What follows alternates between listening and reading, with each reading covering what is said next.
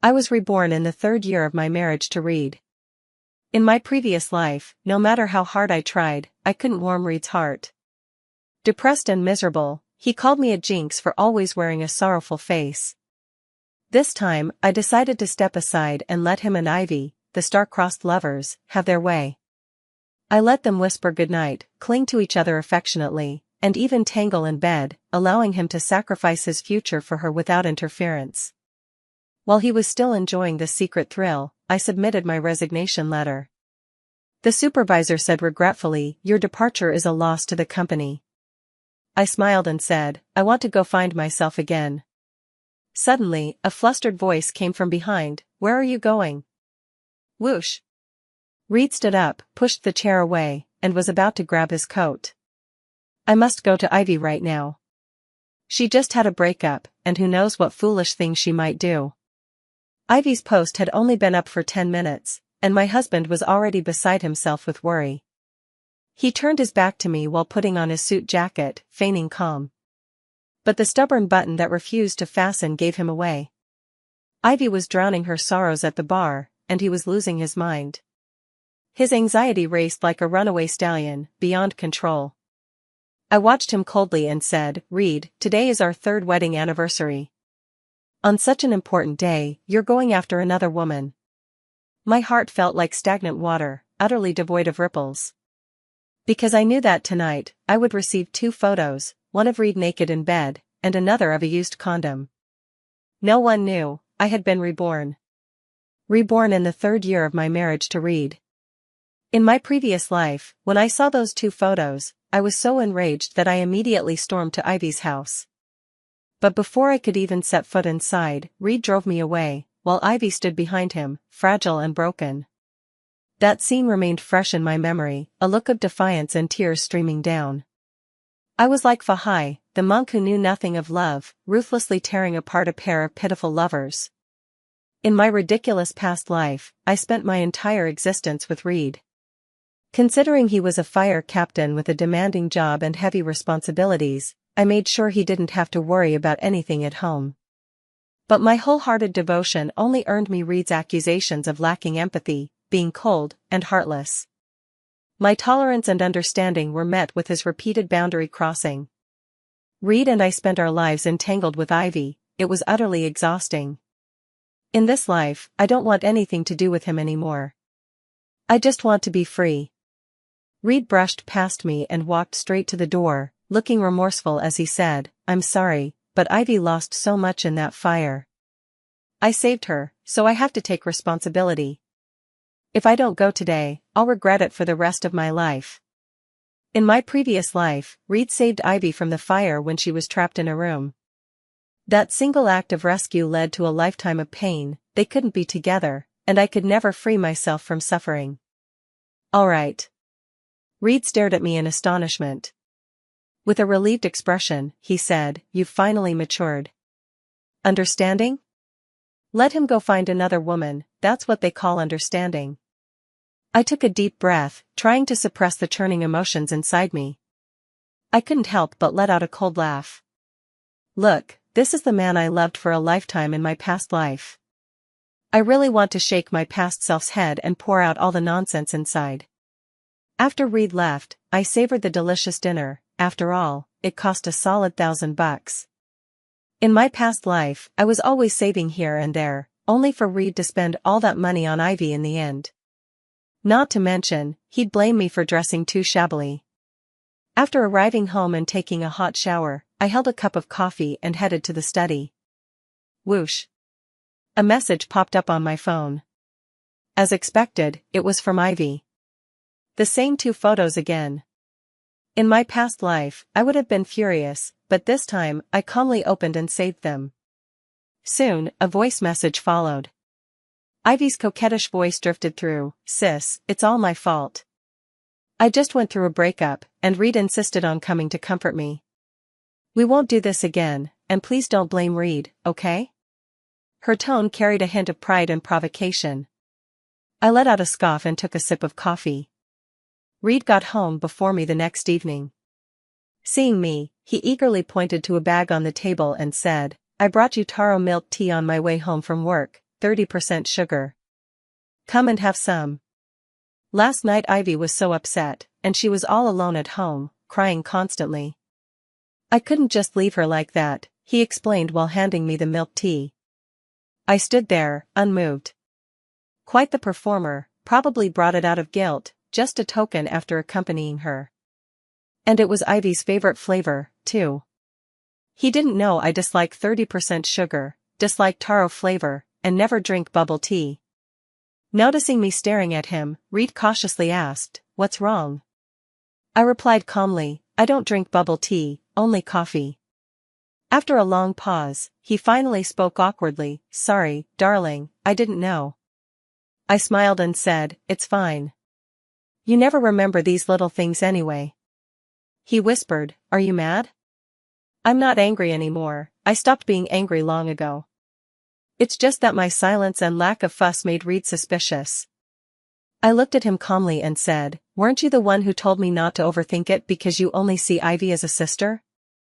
In my past life, I would always argue loudly with Reed over Ivy, but he would coldly reply, "I only see her as a sister. Don't overthink it." Now, I returned those exact words to him. Reed froze, his gaze flickering, then looked at me and suddenly said, "I feel like you've changed." "That's right, I've grown up, just like you said." With that, I walked into the study. There was one more thing I needed to do. I had decided to resign. It was because of Reed that I had initially declined an offer from a university in another province and chose to work at my current company. But now, Reed no longer mattered to me. It was time to pursue my long-held dream, to become a teacher. After submitting my resignation letter, I quickly received a response. The handover process would take about 7 days. The thought of leaving Reed soon and moving to a new city filled me with nothing but relief. I stretched lazily and then opened a folder. Inside were all the photos I had forced Reed to take with me over the years. This was my love for Reed, my hope for the future together. Back then, I was bright and carefree, laughing freely, convinced that Reed and I would be happy together. But reality slapped me hard, leaving me dizzy and disoriented. Now, I don't want him anymore, and these photos are no longer needed. I clicked through the folder, looking at each one. This photo was from when Reed and I climbed the Great Wall together. It was raining that day, and we were huddled under raincoats, looking utterly disheveled, but I still happily clung to him, my eyes sparkling with joy. This one is when Reed and I went to the amusement park, and the roller coaster made me vomit. Reed looked at me with a bitter face. This one is the first time Reed and I had Western food, and we were extremely awkward. As I scrolled through the endless photos, my heart went from burning passion back then to being completely numb now. Select, right-click, delete. I pressed the mouse. Suddenly, Reed's voice came from behind me, "Aren't these the photos we took back then? Why are you deleting them now?" I looked at Reed, who was holding a cup of coffee, and replied nonchalantly, "These are just backups. They take up space, so I'm deleting what's useless." Reed nodded.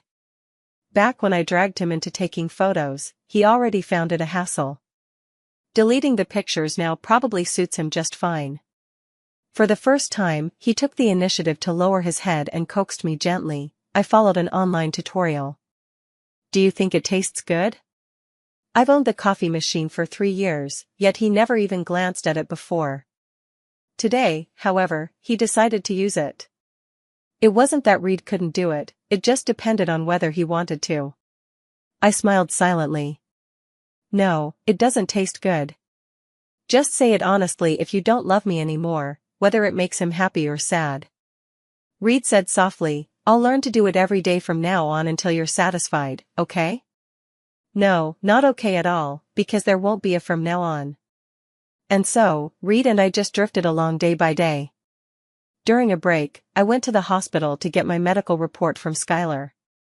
Seeing me, she flashed a bright smile, turned to give a few instructions, then hurriedly pulled me into the hallway. "Auntie's situation is settled, surgery's today. Skylar is my best friend, the head nurse of interventional radiology, brilliant and cheerful. In my past life, when my marriage brought me endless pain, she was the one who stayed by my side, offering comfort and encouragement. I was confused. What auntie? Skylar raised her voice, looking at me as if I were an idiot. You've lost it from overtime work, haven't you? Your auntie is sick, don't you remember? Reed called me a few days ago, begging and pleading, insisting that I help him contact the department head for the surgery. You're Reed. Listening to Skylar's rambling, I finally realized that this time, Reed sought Skylar's help under my name. He claimed I had been too busy with overtime work lately, and that my aunt at home was critically ill, which was why he had to call Skylar.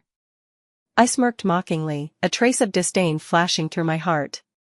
It was clear that Reed wanted to use my connections to gain favor in Ivy's eyes. What audacity. But I'll be leaving in a few days, and I didn't want any complications at this point, so I decided to let it go. I truthfully told Skylar about what happened between Reed and me. Her facial expressions twisted in shock, and she became visibly agitated. I skillfully calmed her down, but I repeatedly reminded Skylar not to let Reed know about my departure. I didn't want any unnecessary trouble. I understood Skylar's urge to stand up for me and seek justice on my behalf. But as a medical professional, her career could be at risk if she got into a conflict with a patient. Out of the hospital, it occurred to me, since I'm already shouldering this title, I might as well go see that aunt. After asking around the nurses, I found out she had already gone into surgery. A round-faced young nurse kindly pointed me in the direction. Following the long corridor, I spotted Reed instantly, and the delicate Ivy cradled in his arms. Nearby waiting family members glanced at them curiously, exchanging knowing smiles. Look at them, how caring that husband is towards his wife, constantly comforting her. As she spoke, a woman shot a resentful glance at her own husband beside her. Perhaps I had been staring for too long, as Reed turned and noticed me.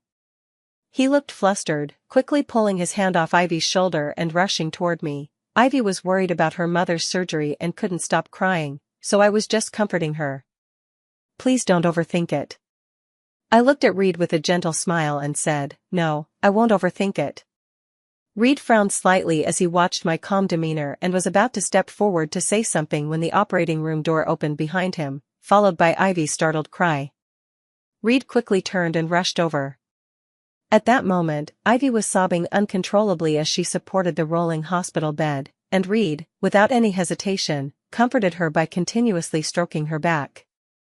Reed anxiously asked the doctor about the surgery's outcome, acting as if the person lying on that bed was the dearest in his life.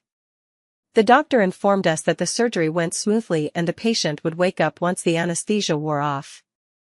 The nurse wheeled the surgical bed toward the ward, with Reed and Ivy hurrying after them. His attention was entirely on Ivy, he didn't even glance at me. I smiled, watching it all calmly, once again confirming firsthand that no one mattered to Reed as much as Ivy did. Just as I pressed the elevator button, Ivy rushed over and grabbed my sleeve, her face full of worry. Sis, I was just so scared earlier. Reed was the only one I could lean on. Please don't be upset. It's okay. I was about to step into the elevator when Ivy grabbed me. Sis, are you mad? Don't worry, I won't take Reed from you. I'll make sure he goes home with you right now. I didn't want to argue with her, so I pulled my hand free and turned to leave, but she suddenly collapsed onto the floor. The crowd around us instantly scattered. I stared at her in shock, then at my hand. I hadn't even used any force. Reed quickly shielded her behind him. He frowned, his tone impatient. Go home first. I'll explain everything to you later. In front of everyone, acting like this makes us all look bad. Ivy is just a little girl, so pitiful. As her sister-in-law, you should show some compassion. Ivy lowered her head and sobbed, gazing pitifully at Reed with teary eyes. Reed, don't blame sister-in-law. You've already helped me so much. Go home with her, please. I'll be fine on my own. Don't let me make her angry because of me. Reed's face darkened. Go back now. Just look at what you've turned into. I glanced at Ivy, her tearful eyes glimmered with triumph. Then I looked at Reed, who assumed I was just being jealous and making a scene like before. But my heart remained as calm as still water. Fine, I said indifferently before turning to leave. It's just one day, I can endure it. Even if you two go at it in public, I wouldn't bat an eye. Stepping out of the hospital, I bought a bouquet of flowers from a nearby florist and took a taxi home. That night, Reed didn't return, nor did he call. I was more than happy to have some peace and quiet. Early the next morning, I got a call from the company. My supervisor asked me to handle the project handover. All the formalities went smoothly. My supervisor walked me downstairs to the company entrance and said regretfully, "Losing a talent like you is really a loss for me. But since you've made up your mind to leave, I wish you all the best in the future." Just as I was about to thank my supervisor, a voice came from behind, "You're leaving? Where to?" Faced with Reed's sudden arrival, I gave the supervisor an apologetic smile. "What's the matter with you? Changing jobs is normal, isn't it? I just feel this company isn't the right fit for my growth." I pulled Reed aside to a quieter spot. After saying that, I pointed at him and added, "Even your fire department has job transfers. What do you want from me?" I asked him in surprise. Reed pursed his lips. "I came home early to explain yesterday's incident, but you weren't there, and your suitcase was gone. I was afraid you'd left in anger." Ivy's mother fell ill, and she had no choice but to ask for my help. She's struggling all alone. I chuckled softly. I lent the suitcase to Skylar. She's traveling these few days. "But you sought Skylar's help and claimed it was my idea?" Reed's breath hitched, momentarily lost for words. Indeed, no matter how righteous the excuse, the restlessness and hidden thoughts in his heart couldn't deceive even himself. I don't want to waste any more time on him. I'll just have to swallow this bitter pill. Seeing how calm I was, Reed became agitated. He grabbed my hand suddenly, as if trying to confirm something, and stared at me with an odd expression. "I think you've changed. You don't care about me anymore. These days, if I don't initiate, you won't talk to me. Even when I didn't come home last night, you didn't bother about me. Before, you'd have argued and made a scene with me whenever you saw Ivy. What happened to you now? Why don't you argue and make a scene with me like before?"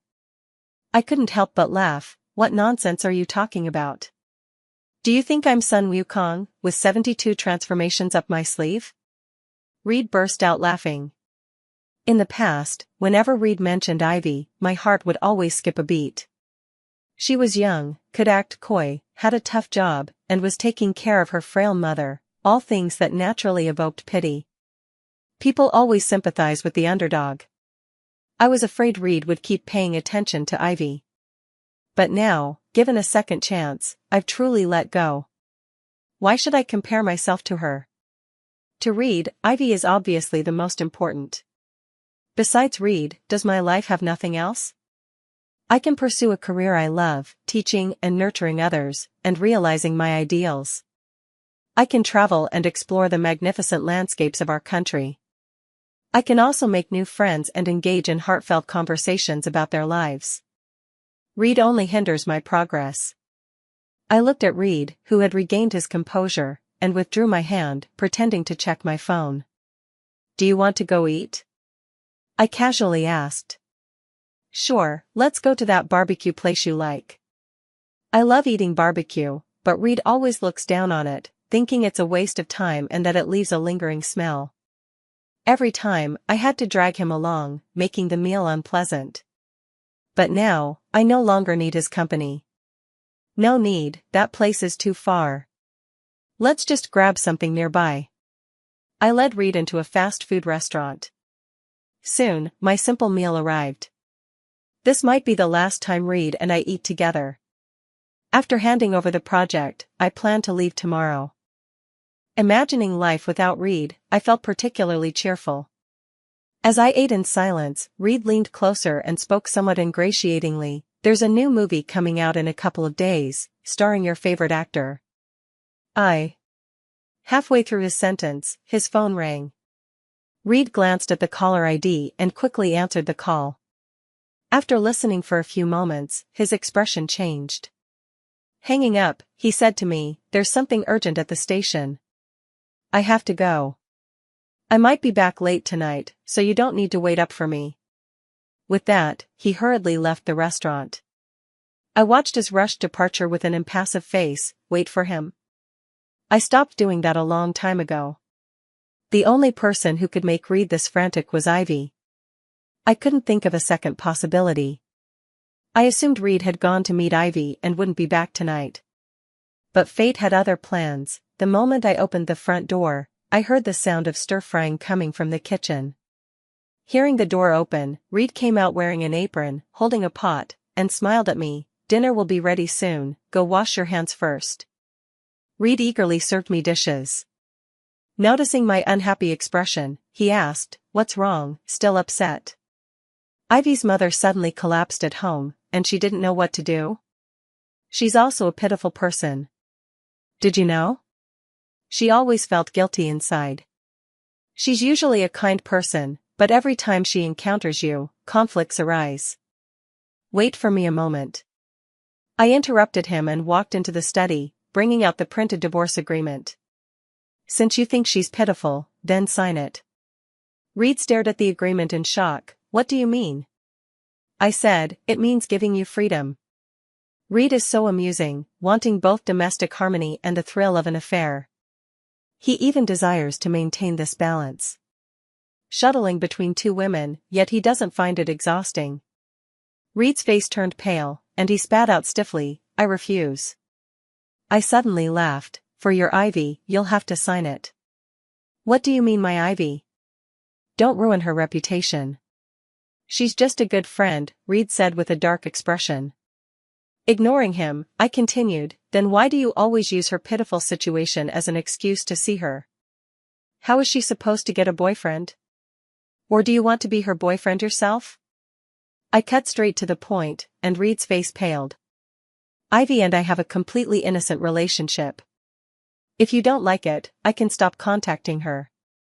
Just say the word, as long as it makes you happy, I'll do it." I laughed mockingly. "Reed, who cares about your relationship with Ivy? I just want a divorce. I can't go on with you anymore." Reed turned around and bit him back. "Is there someone else? You clearly loved me so much before, how could you possibly divorce me?" See, Reed knew perfectly well, knew how much I used to love him, loved him to the point of losing myself. Yet he trampled all over my sincerity, even grinding it underfoot. Furious, I said, "Reed, stop being unreasonable. I've done nothing wrong, but if that's what you think, then a divorce is fine with me." After speaking those words, for the first time I saw a look of utter desperation on Reed's face. But I no longer wanted to argue with him, so I just dropped it.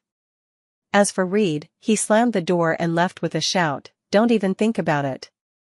Early the next morning, I went to Skylar's place to pick up my suitcase and headed to the airport. Before leaving, Skylar insisted on stuffing a bag of snacks into my hands for the journey. She also promised to visit me. Seeing Skylar fussing like a mother hen, I kept nodding and agreeing. I knew, this was her way of showing she cared, her worry for me, her hope that everything would go well for me. Once on the plane, Skylar sent me a message, "Sweetheart, walk the path you choose to take. I'll be by your side, supporting you all the way." I don't know why, but tears suddenly streamed down my face. After experiencing the hysteria and heart-wrenching pain of my past life, I thought my heart had become as calm as water and as hard as stone. So why am I so deeply moved now? After resting for a night, I went to the school to complete my onboarding procedures, and only then did my nervous emotions ease. Walking around the campus, I gazed at everything here with appreciation.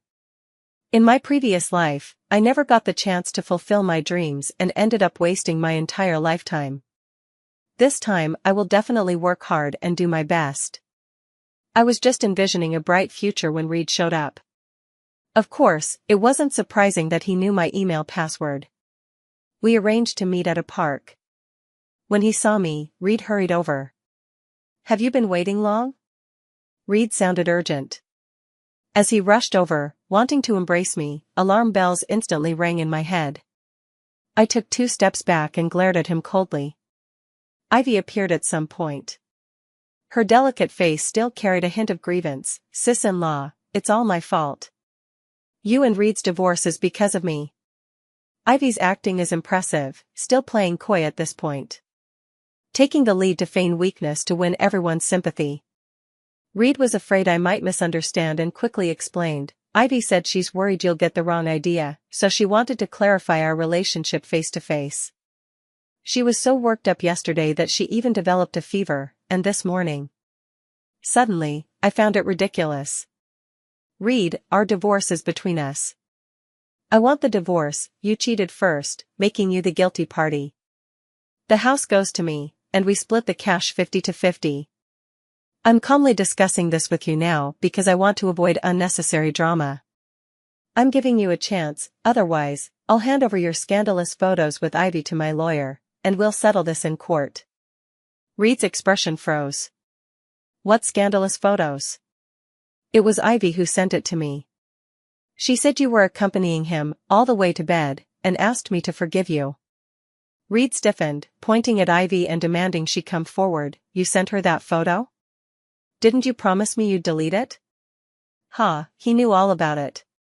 Ivy's face turned deathly pale as she realized something was wrong. With tears welling in her eyes, she frantically shook her head. No, Reed, I didn't. Back then, after Ivy sent the photo, she withdrew it moments later. She probably expected me to spiral into hysterics, too distraught to even think of saving it. But no matter how meticulously she plotted, she never anticipated I'd already prepared for it. She miscalculated. I looked at her. I've saved everything you sent, want to see? Reed, you and your dear sister pulled this kind of stunt, how dare you ask for my forgiveness? Ivy was crying hysterically. Reed's expression darkened. No, honey, listen to me, nothing happened between us. I stopped at the last moment because I couldn't bear to betray you. I sneered. What remarkable self-control. Reed, do you want to keep your job? If this scandal breaks out and you lose your position, how will your family, friends, and comrades see you? Think about that. Reed stared at Ivy with bloodshot eyes. Beside him, Ivy was crying hysterically, tugging at Reed's sleeve. Reed, it's my fault, I just love you too much. I was afraid you'd leave me. I'm too possessive. Shut up, Reed said coldly. You're just my sister. Ivy screamed in disbelief. Reed, that's not what you said before. You told me I was cute, young, and you wanted to be with me forever. I have a wife. Why would I be with you? Reed exploded in anger. I must have been out of my mind to help you so much. Don't push your luck. Hearing Reed's heart-piercing words, Ivy instead grabbed his sleeve and softened her tone. Reed, get a divorce. I'll be your wife. Reed was taken aback. Shut up, now. You see, in secret, he'd rather wobble on stilts than give up the thrill of being with Ivy. It's just a shame that when the truth came out and touched on Reed's interests, how an affair could ruin his career and call his character into question, he naturally distanced himself, treating Ivy like dust on his clothes, hastily brushing her away. After watching such a spectacle, my life became much calmer. These days, I've met many industry experts at school and have been living a fulfilling life. I even forgot about the divorce. Indeed, a career is the best cosmetic for a woman. I still have many meaningful things to do and many areas where I need to put in effort. I saw Reed again at the school gate. I had just finished work when I spotted him standing not far away.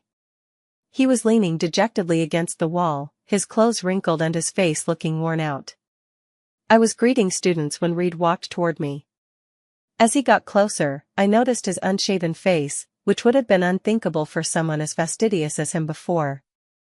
The deep bloodshot lines in his eyes made it clear he hadn't slept for days. I wondered if it was due to work exhaustion or the troubles with Ivy. I won't see Ivy again.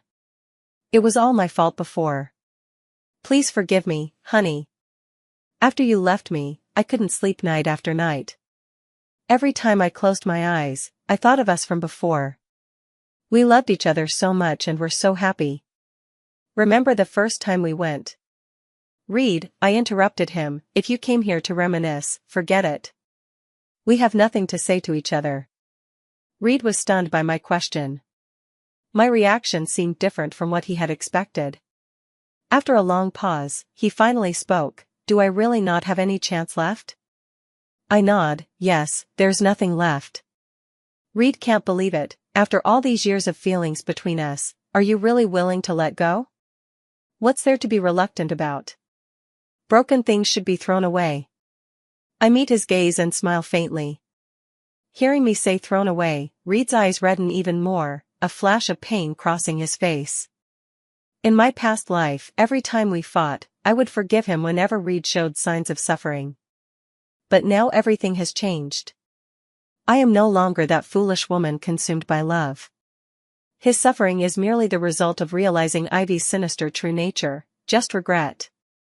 I left a curt, sign it quickly, and turned to leave. Reed grabbed my arm, can we delay the divorce for a while? Reed, don't joke around. I don't have time to waste with you, but if you want to file for divorce, I'll be ready. I was visibly angry.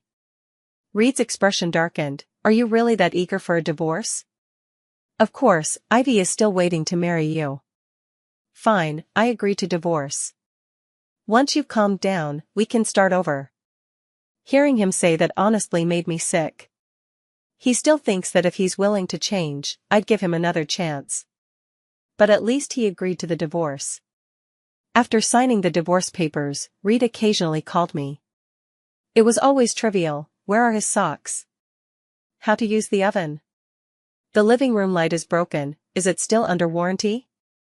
After a while, I just hung up without answering.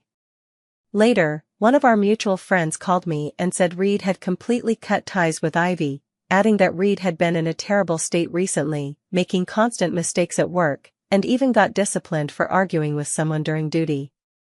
I understood what he meant, nothing more than trying to play the peacemaker and make me pity Reed. But the issue wasn't Ivy leaving, nor was it something that could be fixed just because Reed apologized.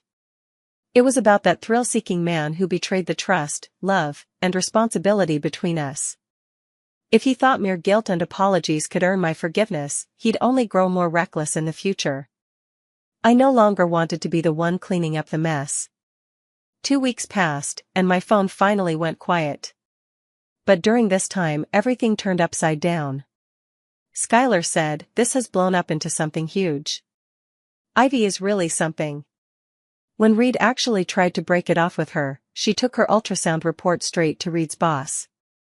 Inside the boss's office, she caused a scene, crying, screaming, and threatening to kill herself. In the end, Reed had no choice but to promise in front of his boss that he'd marry Ivy, and only then did the drama stop. Later, someone reported Reed for leaving his post without permission during duty hours, and they even pulled the surveillance footage as proof. That was from when Ivy's mom was sick, and Reed was running to the hospital every day. Skylar hugged me and said with relief, Bestie, I'm so glad you got away from him. Yes, I'm very lucky. I know I've been fortunate in this lifetime. Lucky to be reborn in the 3rd year of my marriage with Reed, when there's still time for everything. Lucky to have found myself again. Skylar suddenly widened her eyes and said, I heard they just got the marriage certificate without having a wedding. Ivy couldn't take it, so at a fire station gathering, she pressured Reed to hold a wedding on the spot. Reed found it embarrassing and dragged Ivy away by force. Staring into Skylar's adorable big eyes, I smiled and said, you can't blame Ivy entirely for this. After all, she's liked Reed for a long time. Reed saved her, helped her, she sees him as a hero. Naturally, she wants to wear a beautiful wedding dress and hold Reed's hand for a lifetime. The problem lies with Reed, he's always been good at holding people back. Skylar continued, don't laugh, but Reed was really upset this time. The higher-ups didn't think he was reliable, so they transferred him to a supervisory role, overseeing some equipment. Skylar sighed with a mix of pity, it hasn't even been long, but when I saw him at the mall the other day, his hair had turned much grayer, and he looked older. He used to be so full of vigor back in the day. He even asked me about you. I raised my eyes, did you tell him? Skylar immediately waved her hands. Of course not. He deserved it. Besides, with his jealous wife around, would I dare say much to him? I received another call from Reed 2 days later.